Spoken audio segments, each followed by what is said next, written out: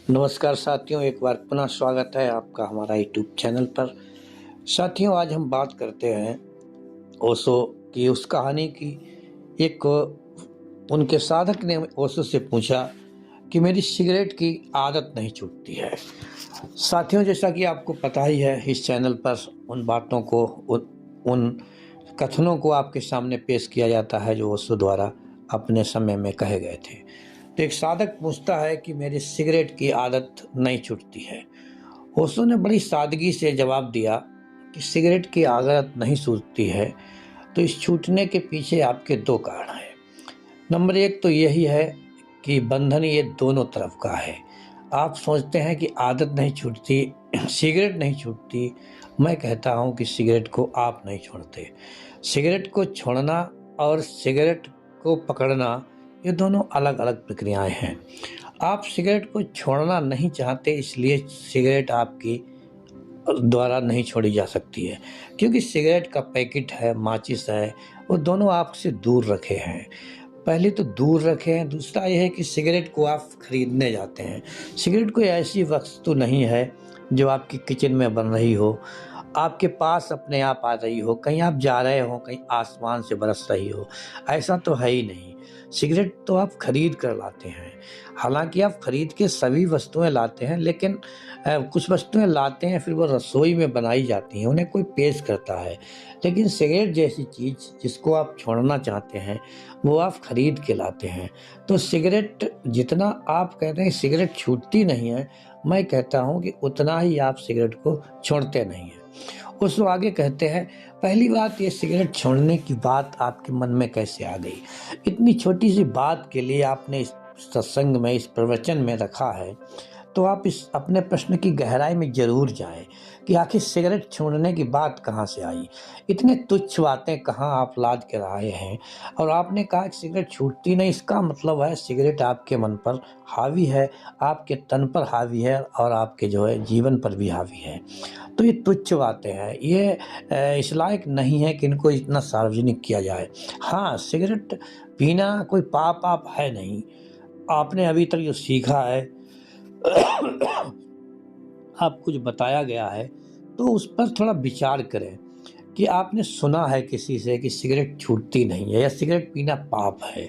तो मैं आपसे स्पष्ट कहना चाहता हूँ कि ये पाप आप कुछ नहीं होता है, पाप आप नहीं है। ये पाप कब होता है? पाप जब होता है जब आप इसका बोझ अपने सर पर रखते हैं, जब आप महसूस करते हैं कि आप सिगरेट से दबे हुए हैं, आप महसूस करते हैं कि ये सिगरेट आपका पीछा नहीं छोड़ रही, पीछा कर रही है। तो ये पाप वाला जो शब्द है वो आपने अपने आप चिपकाया है अपने आप से। किसी ने आपसे कह दिया कि सिगरेट पीना पाप है, तभी से आप एक अपराध बोध में चले गए कि हाँ, सिगरेट पीना पाप है। जबकि है इसका उल्टा। इसका उल्टा इसलिए है कि सिगरेट पीना यदि पाप होता तो फिर सिगरेट क्या जन्म ही नहीं होता, सिगरेट बनाई ही नहीं जाती। सिगरेट के पीछे जो आपके मनोवैज्ञानिक कारण हैं, आपकी जो शारीरिक संरचना है, उस पर ज़रा विचार करें। सिगरेट से होता क्या है कि जो आप धुआं अंदर बाहर करते हैं, तो धुएं के साथ में जो निकोटीन जाता है आपके अंदर, तो आपका शरीर जो है, आपका जो रक्त है, वो निकोटीन की मात्रा ग्रहण करता है और उस निकोटीन से आपको कुछ क्षण के लिए एक मस्ती आती है, एक ताजगी आती है और उस ताजगी की आपको आदत होती है। भले ही वो क्षण भर के लिए ताजगी आती हो, लेकिन वो ताजगी आपको क्षण एक महसूस कराती है कि आप अच्छे हैं। वही ताजगी फिर आपकी मांग बन जाती है। जैसा कि सभी जानते हैं कि हमारा जीवन जो है वो एक आदतों का जाल है। हमारे अंदर जो भी हम करते हैं वो आदत है। सदियों से हम इन्हीं आदतों के गुलाम हैं और ये आदत जो है वो किसी के कहने से या कहीं सुनने से नहीं छूटती है। वरना अगर सारे पाप, सारी आदतें कहने से छूट जाती, कहने से ही छूट जाती, तो फिर आप देखते होंगे सदियों से इस देश में, सदियों से इस समाज में जाने कितने उपदेशक आए हैं, तुम्हारे ऋषि मुनि आए हैं, तुम्हारे संत महात्मा आए हैं, वो कितना उपदेश करते रहे कि पापाचार मत करो, ये मत करो, वो मत करो, लेकिन आप पर कोई असर नहीं पड़ा। असर सिर्फ इसलिए नहीं पड़ा, ये सुनने की बात नहीं है, ये समझने की बात है। समझने के बाद अपने जीवनचर्या में से शामिल करने की बात है। आप सुन लेते हैं, बड़ा आपको सुखद लगता है, आपको बुरा लगता है। सुखद लगता है कि हाँ, अब हम सिगरेट छोड़ने जा रहे हैं। फिर आपको बुरा लगता है जब अपना आप आदत में चेंजिंग करना चाहते हैं, जब आप आदत को परिवर्तित करना चाहते हैं। फिर आपको ये नहीं लगेगा कि हाँ, हम क्या कर रहे हैं। तो जैसा कि बौद्ध जो मतावलंबी थे, उनके यहाँ होता क्या था, उनके यहाँ जो विपश्यना होती थी, उनके यहाँ जो ध्यान की प्रक्रियाएं होती थीं, तो वो ध्यान की प्रक्रियाएं सिर्फ इतनी होती थीं कि वो व्यक्ति की जो आदतें थीं उनको धीरे धीरे चेंज करते थे। जैसे गति की बात ले लीजिए, तो वो बताते थे कि आप तेज चलते हैं तो आप धीरे चलिए। अब यहाँ तेज चलना, धीरे चलना, इससे ध्यान से क्या मतलब है? बड़ा लगता है, बड़ा अचंभित करने वाला लगता है कि हम ध्यान कर रहे हैं तो कोई तेज चल रहा है, कोई धीरे चल रहा है, इसमें ध्यान कहाँ जुड़ा है? उसको कहते हैं कि हाँ, इसमें ही ध्यान जुड़ा है कि जो आप तेज चलने की आपकी आदत है, वो एक आदत है। आप यंत्रवत चल रहे हैं, आप मशीनरी की तरह काम कर रहे हैं, आपका कुछ नहीं है, वो आप बेहोशी में ही चलते हैं। जैसे एक स्टूडेंट्स है, साइकिल चला रहा है, वो साइकिल चला रहा है तो उसका ना पैडल पे ध्यान है, ना उसका किसी यंत्र पे ध्यान है, उसका मन भी कहीं और है, उसका तन भी कहीं और है, लेकिन वो साइकिल चला रहा है क्योंकि साइकिल चलाना उसने यंत्रवत सीखा है।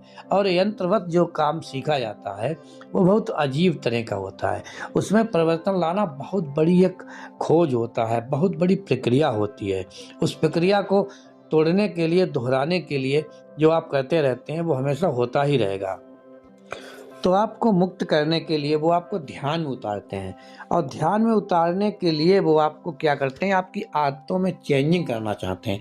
आदतों में जब आपकी चेंजिंग हो जाएगी तो आप समझ जाएंगे कि आखिर हम एक नए जीवन का जी रहे हैं, हम नए जीवन का आनंद ले रहे हैं। इसी प्रकार से आपका सिगरेट है, तो सिगरेट कोई पाप नहीं, सिगरेट एक आदत है। और उस आदत को अगर हम सजा के कहें या साधु संतों वाली भाषा में कहें तो सिगरेट पीना सिर्फ एक मूढ़ता है। और उस मूढ़ता को कैसे सुधारा जा सकता है? मूढ़ता को किसी उपदेश से, किसी के कहने से, किसी के साथ रहने से, किसी के साथ बैठने से, चलने फिरने से नहीं बदला जाता है। मूढ़ता को बदला जा सकता है सिर्फ सिर्फ और सिर्फ समझ के।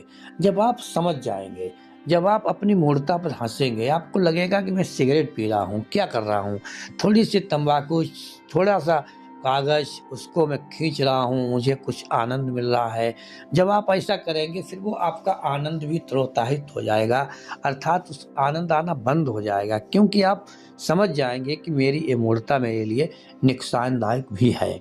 और अगर देखा जाए तो हमारी जो चिकित्सा की पुस्तकें हैं वो कहती हैं कि सिगरेट पीने से 6 रोग हो जाएगा। तो यार कौन डरता है 6 रोग से? लोगों, क्योंकि प्रत्यक्ष तो कुछ होता नहीं है। अगर 100 लोग सिगरेट पीते हैं तो उसमें से सिर्फ 1 लोगों को होता है। तो उसको कहते हैं, मैं सिगरेट पीने को, मैं धूम्रपान को बढ़ावा नहीं देता हूँ, लेकिन इतना बताता हूँ कि ये सुनने से, कहने से कुछ नहीं होगा। सिगरेट पीना एक मूढ़ता है। उसको एक दूसरा उदाहरण देते हैं कि जब आदमी सिगरेट पीता है तो वो अपने होशो हवास में नहीं होता है, क्योंकि होशो हवास में होने वाला आदमी कभी भी अपने आप सिगरेट उठा करके एक हानिकारक वस्तु को नहीं छुएगा, नहीं उसे जलाएगा, ना ही उसके कस खींचेगा। होशो कहते हैं ये सब चलता रहता है। और जो भी जीवन हमारा है, जीवन का जो आनंद है, वो सब हमें कायम प्राप्त होता है कि हम चलते हैं, जैसे भी हम खाना खाते हैं। अब भोजन पर भी उन्होंने कहा है कि आप रोज खाना खाते हैं, खाते ही चले जाते हैं, खाने में कोई आनंद नहीं है, क्योंकि आप उस समय होशपूर्ण नहीं होते हैं। आप खाना भी खा रहे हैं, आप ऑफिस का वर्क भी निपटा रहे हैं, प्रत्यक्ष में नहीं निपटा रहे हैं। आपके मन में अभी आपका ऑफिस चल रहा है, आपकी नौकरी चल रहा है, आपका व्यापार चल रहा है, तो सारा खाना समाप्त हो जाता है, सारा भोजन आपका समाप्त हो जाता है, लेकिन आप अपने भोजन का रस नहीं ले पाते हैं। उसको कहते हैं आप जो भी करें उसे धीरे धीरे करें। आप अपना भोजन को ले लीजिए, सबसे अच्छा उदाहरण आपका भोजन है। आज आप भोजन करें तो इतना जरूर समझ लें कि उस भोजन में करते समय आप उसकी गति को कम करें। आप धीरे-धीरे खाएँ, आपको चबा-चबा के खाएँ। फिर देखें आप कि जितना अधिक भोजन करते थे, आपका धीरे-धीरे आपका भोजन कम होता चला जा रहा है। और आयुर्वेद कहता है कि एक कौर को जो है, एक निवाला को आपको 32 बार चबाना चाहिए। मैं मानता हूँ कि आयुर्वेद के ज्ञाताओं ने जाना होगा कि जब कोई व्यक्ति एक ही ग्रास को, एक ही निवाले को जब 32 बार चबाएगा तो वो पूर्ण होश में होगा, और जब वो होश में होगा तो उसे आनंद आता होगा, उसमें एक रस पैदा होता होगा, और वो रस आदमी को तृप्ति देता है। आदमी को जहाँ भी रस मिलता है, जहाँ भी आनंद मिलता है, वहाँ उसे तृप्ति होती है। तो ओशो ने भोजन के द्वारा बताया कि आपका भोजन जितना अधिक कर रहे हैं, आप उससे 1/3 भोजन करेंगे और तृप्ति भी आपको ज़्यादा मिलेगी। इसी संबंध में ओशो ने कहा है कि जब भी आपका मन हो सिगरेट पीने का, तो आप समझ जाएँगे कि आप कुछ गलत कर रहे हैं। ये खुद समझने की बात है, इसको पाप पुण्य से मत जोड़ें। अगर पाप पुण्य से आप जोड़ेंगे तो आप पाएँगे कि जो लोग सिगरेट पीते हैं वो एक अच्छे इंसान हो सकते हैं, उनके कार्य अच्छे हो सकते हैं, उनका व्यवहार अच्छा हो सकता है, उनका बर्ताव भी अच्छा हो सकता है, वो एक अच्छे पड़ोसी हो सकते हैं, अच्छे मित्र हो सकते हैं। और जो लोग कोई नशा नहीं करते हैं, जिनको सिगरेट का नाम ले दो तो वो दूर से ही हाथ जोड़ लेंगे, वो व्यक्ति कटवचन वाले हो सकते हैं, वो व्यक्ति बुरे व्यक्ति हो सकते हैं। इसलिए कोई पैमाना नहीं है कि सिगरेट पीने वाला ही व्यक्ति बुरा होता है या ना पीने वाला अच्छा होता है। इसका विलोम भी उतना ही सत्य है। इसलिए ओशो कहते हैं कि जो आपके मन में एक ग्रंथि पैदा हुई है कि ये पाप है, ये पुण्य है, इससे आपको बाहर निकलना पड़ेगा। ये सभी जानते हैं कि हमारा भारत देश जो है, इस देश के युवा आज नशा की तरफ जा रहे हैं। एक आकलन कहता है कि इस देश के 10 करोड़ लोग नशीले हो चुके हैं, कोई न कोई नशा करते हैं। हमारी युवा पीढ़ी बर्बाद हो रही है। हम सिगरेट पर, शराब पर, गुटखे पर कितना पैसा खर्च करते हैं, लेकिन ये किन्हीं उपदेशों से, किन्हीं विज्ञापनों से, किन्हीं चर्चाओं से नहीं दूर होगा। ये तभी दूर होगा जब व्यक्ति अपनी दिनचर्या बदले, जब वो अपनी आदतें बदले, और उस आदत को बदलने के लिए जब उसे उतना आनंद कहीं दूसरी जगह मिलेगा। उसको एक उदाहरण देते हैं कि जब भी आपको लगे कि आपको सिगरेट पीने की लत है, तो आप अपनी 10 सांसें गहरी खींचें। और भी बताया है कि 10 सांसें गहरी खींचें। जब सांसें गहरी लेंगे, और वो भी आप सांस को छोड़ने से इसको शुरू करें। पहले सांस छोड़ी, फिर खींची, फिर छोड़ी, फिर खींची। इस तरह से आप 10 बार इस प्रक्रिया को दोहराएं। जब आप 10 बार प्रक्रिया को दोहराएंगे तो आपके अंदर ज़्यादा ऑक्सीजन पहुंचेगी।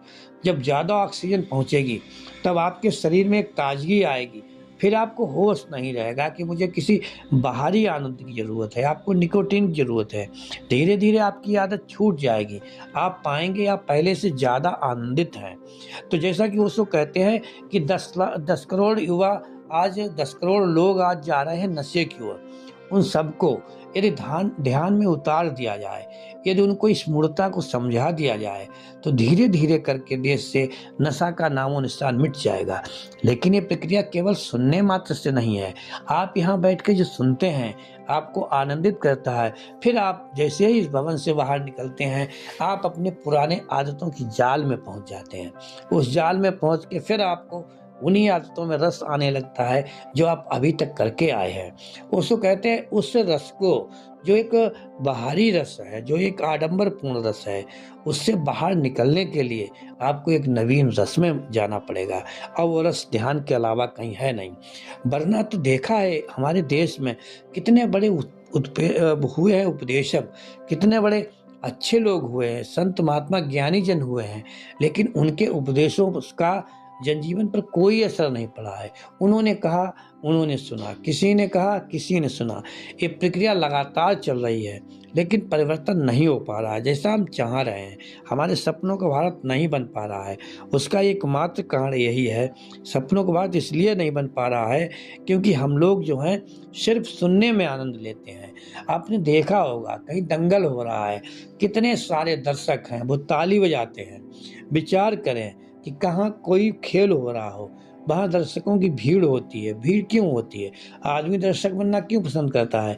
कि वहाँ पर उसे कुछ करना नहीं होता है, सिर्फ देखना होता है, सिर्फ उसे आनंद लेना होता है। और जहाँ खिलाड़ी की बात की जाए तो खिलाड़ी कितने कम होते हैं। क्यों? वहाँ कुछ करना पड़ता है। तो जितनी ये आपकी आदतें हैं, चाहे वो सिगरेट हो, चाहे वो शराब हो, कोई नशा हो, कोई गलत व्यसन हो, इनमें होता क्या है कि आपको उपदेशों से नहीं सुधारा जा सकता है, आपको आदतों से सुधारा जा सकता है। और आदतें हमारी जब सुधरती हैं जब हम पूर्ण होश में होते हैं। हम जो भी काम करेंगे हम पूर्ण अगर होश में होंगे तो हमारा काम की वो आदत छूट जाएगी। दुर्भाग्य देखिए कि हम कितने सौभाग्यशाली व्यक्ति हैं जो हमें आध्यात्मिक रूप से कितना समृद्ध देश मिला है, हमारा साहित्य कितना अच्छा है, हमारे लोग कितने अच्छे हैं। भारत में बहुत अच्छी भूमि रही है। यहाँ जो संस्कृति थी, यहाँ के जो बौद्ध थे, यहाँ की अन्य संस्कृतियाँ थीं, वो कितनी शानदार थीं।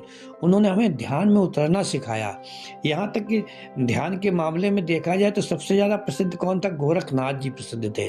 गोरखनाथ के नाम पर इतनी उन्होंने ध्यान की विधियाँ दी कि लोग गोरख धंधे कहने लगे। ओशो कहते हैं कि इस देश में होते हुए भी हमारे दसों करोड़ लोग नशा कर रहे हैं। इसका एकमात्र कारण है कि वो ध्यान में नहीं उतरे। वो सिर्फ ये मानते रहे कि ये पाप है, और पाप कहने मात्र से कहीं पाप खत्म नहीं होता है। पाप को बदलने के लिए पहले मन से एक गिलानी निकालनी पड़ेगी कि ये पाप और ये पुण्य क्या है। पाप और पुण्य के भय से हम किसी को नहीं सुधार सकते हैं।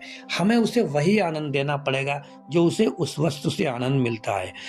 सिगरेट से उसे अगर ताजगी मिलती है तो हम उसकी ऑक्सीजन में हम उसे ऑक्सीजन की डोज दें, उसके ब्लड में वही आनंद किसी दूसरे प्रकार से डालें, फिर वो व्यक्ति अपनी आदत को चेंज करेगा।